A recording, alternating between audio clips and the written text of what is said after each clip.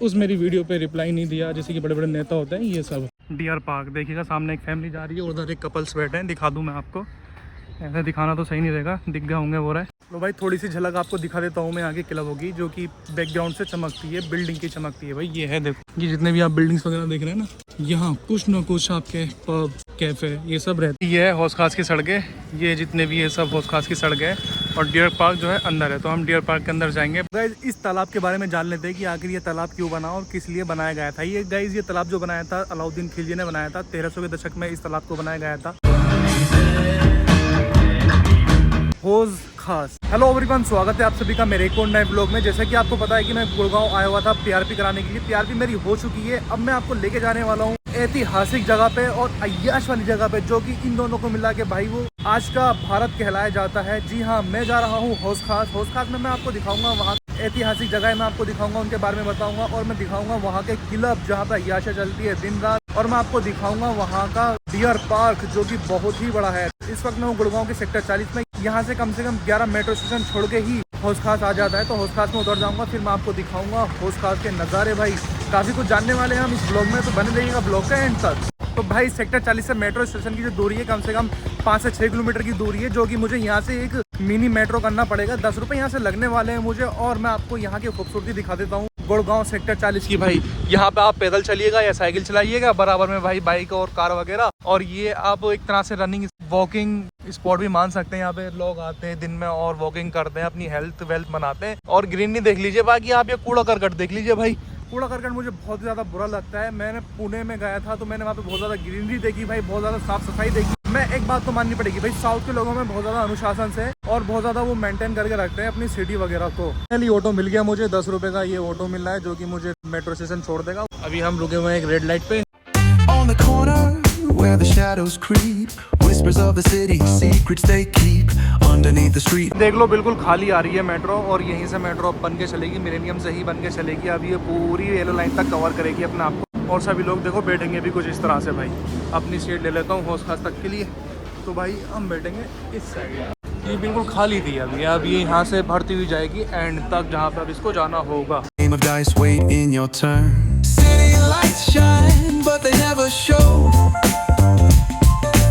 Guys हम पहुंच चुके हैं हौज खास। और हौज खास का मेट्रो स्टेशन कुछ इस तरह से भाई, बहुत बड़ा मेट्रो स्टेशन नहीं है। मजेंटा लाइन के लिए यहाँ से आया जाता है हौज खास के लिए। और मेरी बहुत सारी बातें यादें ताज़ा हो चुकी हैं, जो कि मैं आपको हौज खास में जाकर ही बताऊंगा। एक तो यार मुझे दिल्ली का हिसाब किताब बिल्कुल भी समझ नहीं आता है, वो इसलिए क्योंकि मैं यहाँ हौज खास उतर गया। हौज खास के लिए मुझे जाना था डियर पार्क और अय्याशी के अड्डे पे। तो हौज खास में उतर तो गया यहाँ से, लेकिन अब मुझे IIT जाना है, जो कि मेरे दोस्त अतुल ने बताया कि आप IIT पहुँचो, वहाँ से एक रोज व्यू गार्डन पड़ेगा। रोज व्यू गार्डन पढ़ने के बाद आप ठीक एकदम डियर पार्क में चले जाएंगे। डियर पार्क में ही आपका वहाँ पर अलाउद्दीन खिलजी का मकबरा है और वहीं पे आपके सारे क्लब्स वगैरह हैं। तो भाई फिर से मैं हौज खास की मेट्रो स्टेशन में आ गया, जो कि मैं अब मजेंटा लैंड लेने के बाद IIT जाऊँगा। IIT के बाद IIT में उतर जाऊँगा भाई। तो मजेंटा लाइन देखनी है मेरे को, किधर है मजेंटा लाइन। तो देखो भाई क्या खूबसूरत नक्काशियाँ कर रखी है हौज खास में। मैं इसी जगह पे आना चाहता था और मैं निकल दूसरे गेट से गया, तो मजेंटा लाइन पे मुझे आना था। तो ये बहुत बड़ी गलती हो सर। ये हौज खास का मेट्रो स्टेशन मतलब बहुत ही बड़ा मेट्रो स्टेशन है, आप देख सकते हैं आप। ये है हौज खास की गलियाँ, ये तुगलक शाह का मकबरा, ये अलाउद्दीन खिलजी का बनाया हुआ मकबरा।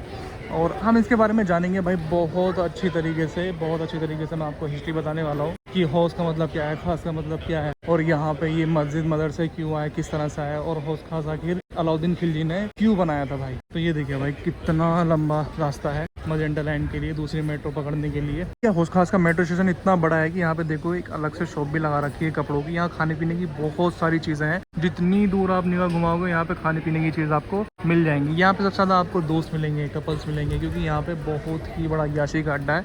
जैसे कि मैंने आपको बताया कि हौज खास है, हौज खास में बहुत सारे क्लब्स हैं। तो मैं आपको बहुत सारी चीज़ें बताऊँगा और दिखाऊँगा भी गाइस। तो आप दिखेगा यहाँ पे जितने भी हैं सब ट्रेंडी कपड़े पहनते हुए आएंगे, एक से एक लग्जरी, एक से एक VIP कपड़े पहनते हुए यहाँ पर आएंगे।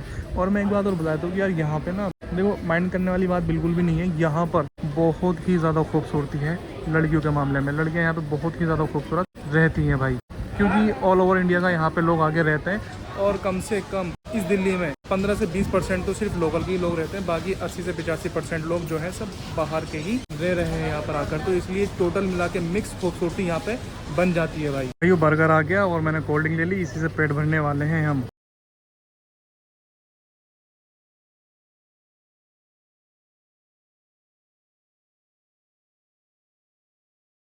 गाइस तो मैं एक राज की बात बताऊं, ये आप ये टपरी देख रहे हैं, आपकी नजरों में इनका क्या रेंट होगा भाई पर मंथ? आप मुझे बताइए, गेस करिएगा। नहीं कर पा रहे? आपने किया होगा 30 से 40 हज़ार रुपए, लेकिन नहीं भाई, ये जरा सा हट भाई, ये सिर्फ ये जरा सा ये रेट जो है 2 लाख रुपए पर मंथ भाई, 2 लाख रुपए पर मंथ यहाँ पे रेट देते हैं। मैंने कहा इनसे कि भाई क्या तुम्हारा इतना हो जाता है? तो भाई ने बोला कि भाई हो जाता है, तभी तो 2 लाख रुपए देते हैं भाई। IIT को जाने वाली मेट्रो भाई इसी प्लेटफॉर्म पे आने वाली है। फाइनली गाइस मैं पहुंच चुका हूँ हौस खास। हौस खास जो है ना 3 चीज़ों से मिलकर बनता है, जैसे कि यहाँ पे डियर पार्क है बहुत बड़ा, जैसे खुद एक हौस खास है जहाँ पे बहुत बड़ा तालाब है और मदरसे मस्जिद है, और फिर क्लब को लगा के ये हौस खास बनता है।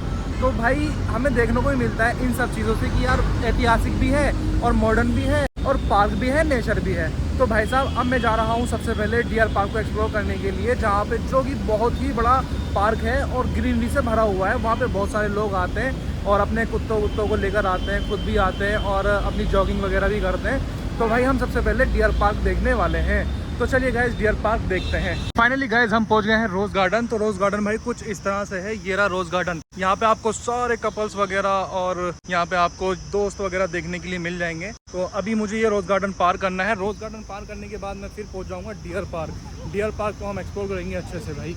तो फिलहाल आप देख लो कितनी ग्रीनरी हो रखी है यहाँ पे, कितना सुकून मिल रहा है और ऐसा मौसम, और साथ में भाई एक वफादार है जी, वफादार लड़की हो, और भाई क्या ही फिर तो मज़े ही मज़े।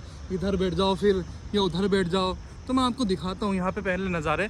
तो नज़ारे कुछ इस तरह से भाई, ये देख सकते हैं आप, जहाँ जहाँ निगाह घुमाओगे लोग, दोस्त और कपल्स वगैरह यहाँ पे मिलेंगे आपको देखने के लिए। सो गाइज हमें ये रास्ता पार करना है। पार करने के बाद भाई आ जाएगा हमारा डियर पार्क। देखिएगा सामने एक फैमिली जा रही है, उधर एक कपल्स बैठे हैं, दिखा दूँ मैं आपको।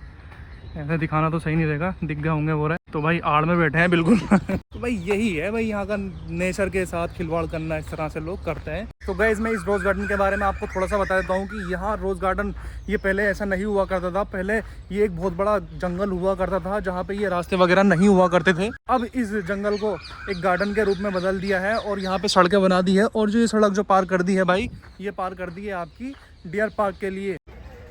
ओहो कितना खूबसूरत है यार। फाइनली हमने डियर पार्क के अंदर एंट्री कर दी है, जो कि भाई ये रहा दरवाज़ा। कम से कम 1 से 1.5 किलोमीटर का सफ़र करना पड़ा है रोज़ गार्डन के अंदर ही अंदर, जब जाके भाई ये डियर पार्क आया है। सामने लिख रहा है बड़े बड़े अक्षरों में हौस खास। ठीक डियर पार्क के सामने हौस खास की एक पार्किंग है, जो कि भाई यहाँ पे लगती है। कम से कम 100 रुपये का इसका कार का किराया रहता है पर घंटे के हिसाब से भाई। ये है हौस खास की सड़कें, ये जितने भी ये सब हौस खास की सड़कें हैं, और डियर पार्क जो है अंदर है। तो हम डियर पार्क के अंदर जाएंगे। बहुत सारे लोग आए हुए हैं जो कि एंजॉय कर रहे हैं। खाने पीने की बात करें तो स्टॉल ये लगा हुआ भाई, और हौस खास गाँव ये है भाई। हौस खास गाँव भी बहुत ही ज़्यादा मैटर करता है अपने में। तो भाई ये जो हौस खास गाँव है ना, बहुत ही ज़्यादा डरावना भी है। मैं गया था एक बार और मुझे अपने 2017-18 की याद आ गई भाई।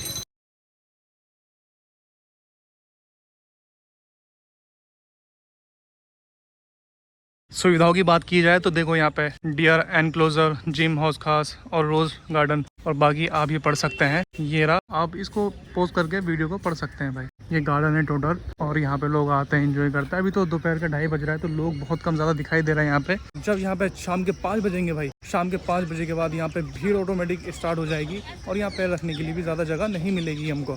और लोग आते हैं, एक्सरसाइज करते हैं, जॉगिंग वगैरह करते हैं। ये सारी चीज़ें आपको देखने के लिए मिलेगी भाई।